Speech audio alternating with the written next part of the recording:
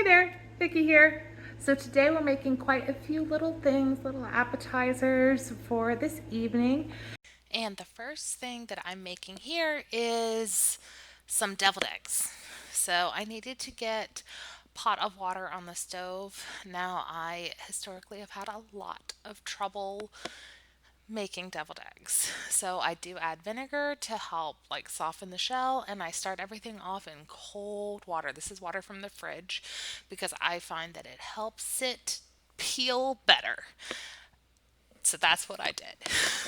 So I got them over on the stove and I turned the heat on to a medium, and I just left those until it boiled. I waited about 7 minutes after it had been boiling before I started to take them out of the water.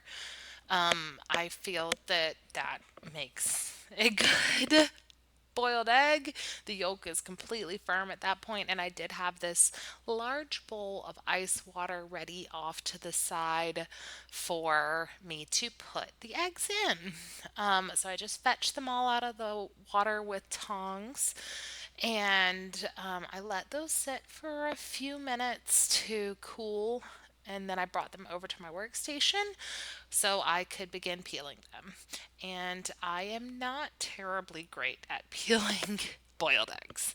It is something that I have struggled with. I've tried a lot of the little, internet hacks to do this, and I don't know, it just has never worked for me. So, here we are. It took me a significant amount of time to actually get all of these peeled, but I suppose it's time well spent because they were delicious. And I really only lost, I want to say, maybe 2 eggs to in total, being that, and what I mean is that they were so damaged in the peeling process that they could not be used for deviled eggs. That last one was an example. So, like, as I was peeling it, the whole thing cracked in half. So it's like, well, thanks. Had you cracked in half the other way, it would have been perfect, but no. So that's fine. They became my little, like, taster options, chef's choice, the things that aren't quite presentable enough for other people, so you just eat them yourself. I did try to be a little more gentle with the eggs after that, but overall, I think they peeled out pretty well. I think I did discover at the end of this process that if I had cracked them under the water, it actually peeled even better than than cracking it on the counter. So maybe that can be a little lesson for me next time. I definitely like putting a little bit of vinegar in the boiling water. I do think that helps. I've done that for years, and comparatively, it does, I think, help make the shell come apart from the egg easier. Um, and I do like starting it in the cold water because I think that helps too. Although I've only done that for the last year or so, so that's a relatively recent addition to my boiling egg tactics. Um, but I think cracking them underwater might be the key for next time if I can remember this. Oh man, I was so glad when we got towards the end of this bowl. It felt like it took an eternity to get through all these. Patience. Absolutely patience when you're making this many. My family is a big deviled egg family. We all like them. So I knew I was going to need a lot. I planned for 3 whole eggs per person. And we did have a few leftovers, but really not that many, considering how many I made.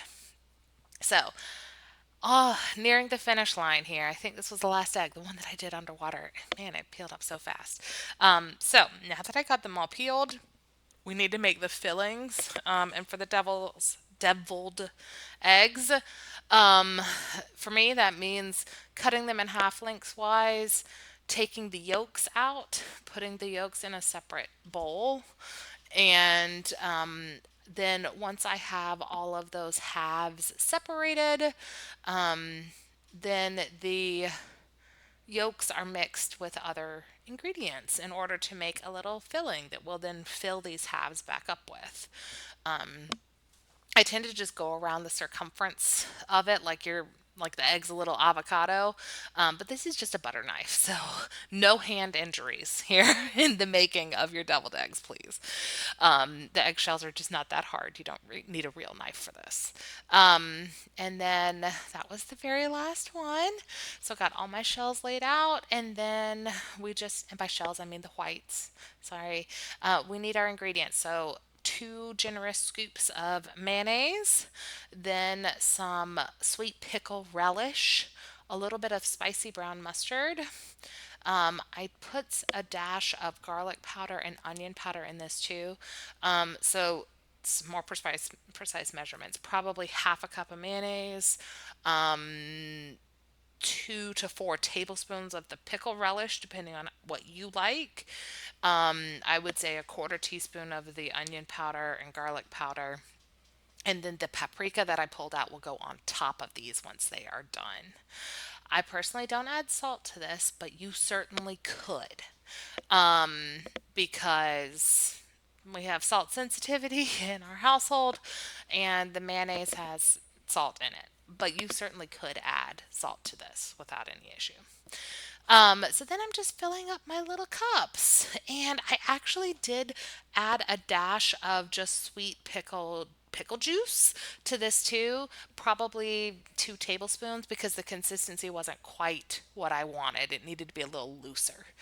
So I did add that as well before while I was mixing everything up. And when I was filling the shells, I didn't have quite enough for everything. So those last two little broken pieces didn't get any filling, and that's absolutely fine. I put a little salt on them and I ate them myself. Snack for me. And then here I am sprinkling paprika over the top. And I do that from a high height so that it's not like any big obvious chunks of paprika on it. And this is a fan favorite in our house. So if you make it, let me know what you think.